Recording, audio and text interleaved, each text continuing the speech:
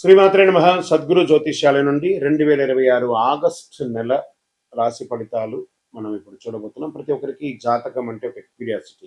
ఈ నెల నాకు ఎలా ఉంటుంది, ఆరోగ్యం బాగుంటుందా, ఉద్యోగం బాగుంటుందా, వ్యాపారం బాగుంటుందా, నాకు వివాహం అవుతుందా, ఉద్యోగం ఉంటుందా, ఉన్న ఉద్యోగం పోతుందా, లేదా విదేశాలకు వెళ్తానా, ఇన్ని సమస్యలతో ఉంటారు. ప్రతి ఒక్కరు గుర్తుపెట్టుకోండి, మేము చెప్పే ఈ జాతకం గోచార గ్రహస్థితులు దృష్టిలో పెట్టుకొని యూనివర్సల్ గా చెప్పడం జరుగుతుంది. అది మీ వ్యక్తిగత జాతకానికి ఒక 30% మాత్రమే వర్తిస్తుంది.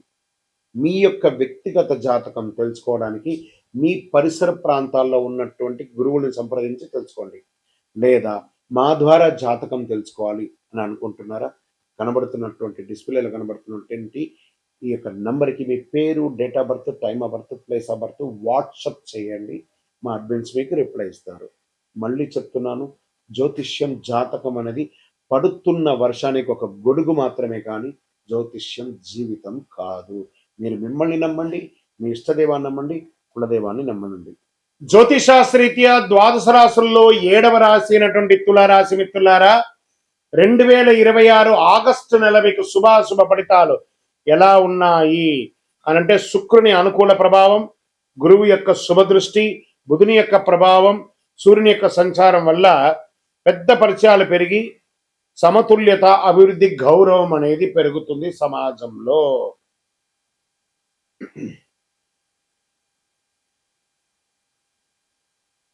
రాజకీయ రంగంలో నుంచి ప్రారంభమైతే ఈ నెల ప్రజల్లో ఆదరణ పెరుగుతుంది.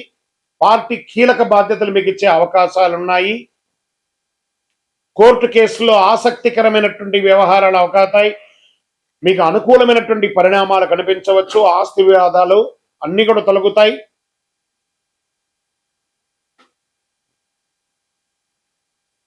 విదేశీయ అవకాశాలు బాగున్నాయి. విదేశీయ వ్యాపారం కూడా కలిసి వస్తాయి. ఎక్స్పోర్ట్స్, ఇంపోర్ట్స్ వ్యాపారం కలిసి వచ్చే అవకాశం ఉన్నాయి. వీసా సంబంధిత పనుల్లో పురోగతి ఉంటుంది. సినిమా, టీవీ కళాకారులకి మంచి అవకాశాలు ఉన్నాయి. సంగీతం, యూట్యూబ్, సోషల్ మీడియా, ఫ్యాషన్ రంగాల్లో ఉన్న వారికి మంచి గుర్తింపు వచ్చే అవకాశాలు ఉన్నాయి. కొత్త ప్రాజెక్టులు వచ్చే అవకాశాలు ఉన్నాయి. రైతులకి పూల తోటలు, కూరగాయలు, వాణిజ్య పంటలు సాగు చేసే రైతులకు అనుకూలంగా ఉంటాయి. ప్రభుత్వ వ్యవసాయ పథకాల ద్వారా ప్రయోజనాలు ఉంటాయి. కుటుంబ సౌకర్యాల గురించి చర్చలు జరుగుతాయి. జీవిత భాగస్వామి నుంచి పూర్తి అవకాశం ఉంటుంది. ఆస్తిపాస్తులు కలిసి వచ్చే అవకాశాలు ఉన్నాయి. ప్రేమికులకి వివాహ ప్రయత్నంలో పరస్పర గౌరవం పెరిగితే బాగుంటుందని కూడా చెప్పడం జరుగుతుంది. షేర్ మార్కెట్లో ఆచితూచి వ్యవహరించండి. ఒకేసారి పెద్ద మొత్తంలో పెట్టుబడి పెట్టకండి. పాత బాకీలు తిరిగి వచ్చే అవకాశాలు ఉన్నాయి. ఆదాయం పెరుగుతుంది. భూమి, ఇల్లు లేదా వాహన కొనుగోలు ఆలోచనలు ముందుకు సాగే అవకాశాలు బాగున్నాయి. విలాసవంతమైన ఖర్చు తగ్గించుకుంటే మంచిది. Fashion, beauty, jewelleries, consultancy, interior, online వ్యాపారాలు, రియల్ ఎస్టేట్ వ్యాపారాలకి మంచి అవకాశాలు ఉన్నాయి. వ్యాపారంలో కొత్త కస్టమర్లు వచ్చే అవకాశాలు ఉన్నాయి. IT, software, banking, law, finance, pharma, health care, Vidya, corporate రంగంలో పనిచేసే వారికి అభివృద్ధి ఉంటుంది. ప్రమోషన్ లేదా జీతం పెంపు కోసం ఉద్యోగంలో అవకాశాలు ఉన్నాయి. ఉద్యోగం మార్పు కోసం కొనే వారికి అనుకూలమైన సమయం. ప్రభుత్వ ఉద్యోగం కోసం సిద్ధమవుతున్న వారికి అవకాశాలు వచ్చే అవకాశాలు బాగా ఉన్నాయి.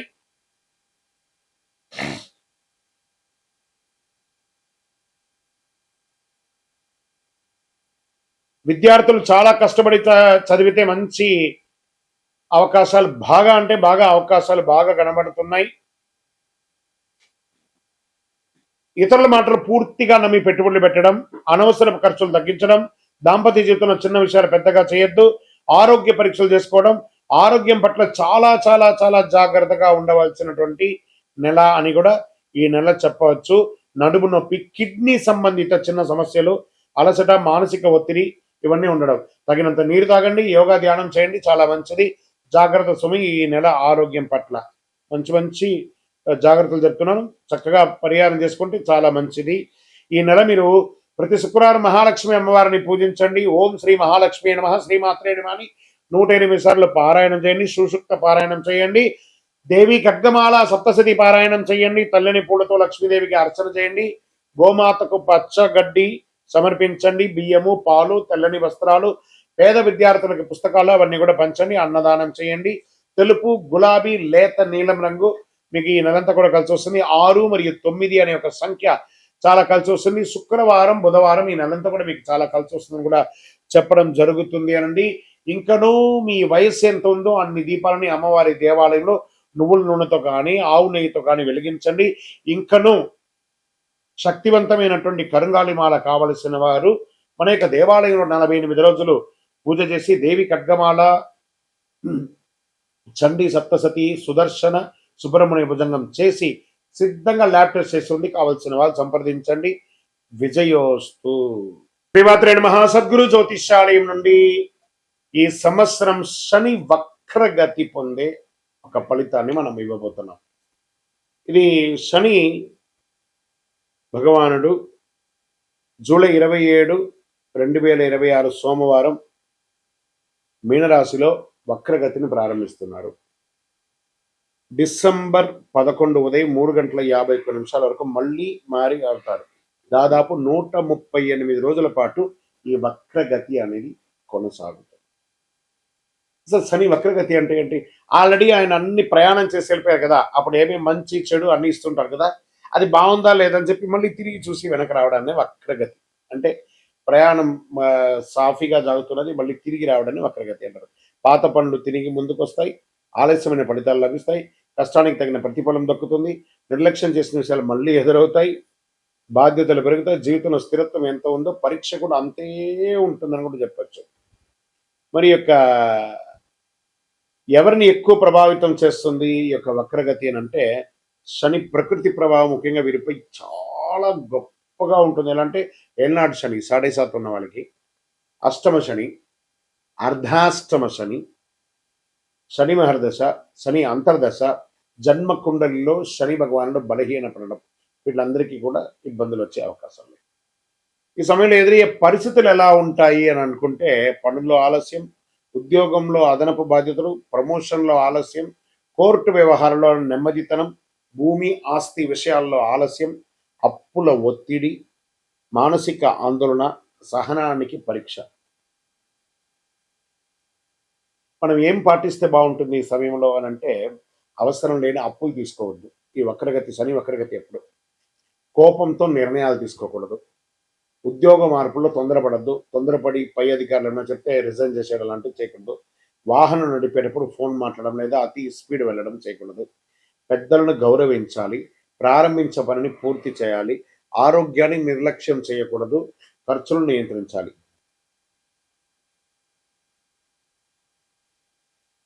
సరే, ఈ వక్రగతిలో ఎవరికైనా లాభం ఉందా అని అంటే కొంతమందికి ఉంది లాభం. ఎవరికి ఉంది? వృషభ రాశి వారు. శనిదేవుడు లాభస్థానంలో ప్రకృతిలో వక్రగతిలో ఉండడం వల్ల వచ్చే 6 నెలలు ఎంతో అనుకూలంగా ఉంటాయి. ఆర్థిక పరిస్థితి బలపడుతుంది, కొత్త ఆదాయ మార్గాలు ఏర్పడతాయి, ఉద్యోగంలో గుర్తింపు వస్తుంది, ప్రమోషన్ల అవకాశాలు ఉంటాయి, పాత వివాదాలు పరిష్కారం అవుతాయి, కుటుంబంలో ఆనందం పెరుగుతుంది, సమాజంలో గౌరవం పెరుగుతుంది. ఇక నెక్స్ట్ రాశి టాప్లో ఉన్న వాళ్ళలో వృశ్చిక రాశి వారు. శని పంచమ స్థానంలో వక్రగతిలో ఉండడం వల్ల అనేక అనుకూల మార్పులు వస్తున్నాయి. ఆరోగ్యం మెరుగుపడుతుంది, పెట్టుబడుల ద్వారా లాభాలు వచ్చే అవకాశం ఉంది, పెండింగ్ పనులు పూర్తవుతాయి, కుటుంబంలో సంతోషం పెరుగుతుంది, పిల్లల ద్వారా శుభవార్త వినే అవకాశాలు ఉన్నాయి, విదేశీయ అవకాశాలు బాగుస్తున్నాయి. మరి నెక్స్ట్ ఎవరున్నారంటే మకర రాశి వారు. శని 3వ స్థానంలో వక్రగతిలో సంచరించడం వల్ల ధైర్యం, ఆత్మవిశ్వాసం పెరుగుతుంది, ఫలితాల కష్టానికి తగిన గుర్తింపు, వ్యాపారాభివృద్ధి, ప్రయాణాల ద్వారా లాభం, ఆర్థిక పరిస్థితి మెరుగుదల, కొత్త అవకాశాలు వస్తాయి, శుభవార్తలు ఉండే అవకాశాలు ఉన్నాయి. మరి ఇంకొక ఎవరైనా ఉన్నారంటే మీనరాశి. మరి వీళ్ళకి ఏళ్ళనాటి శని నడుస్తుంది కదా, అయినా వీళ్ళకి శని స్వరాశిలోనే వక్రగతిలో చేయడం వల్ల వ్యక్తిగత జీవితంలో కీలక మార్పులు చోటు చేసుకునే అవకాశాలు ఉన్నాయి. కొత్త పరిచయాల ద్వారా అవకాశాలు, ప్రేమ జీవితంలో అనుకూలత, శత్రువులపై విజయం, ఆర్థిక పరిస్థితి క్రమంగా మెరుగుపడుతుంది, ఆధ్యాత్మిక ఆసక్తి పెరుగుతుంది. మరి ఈ వక్రగతి ద్వారా ఎవరెవరికి ఇబ్బంది ఉంది? సో ఈ యొక్క శని వక్రగతి ద్వారా ఎక్కువ జాగ్రత్తలు తీసుకోవాల్సినటువంటి రాశులు అంటే మేషరాశి వారు.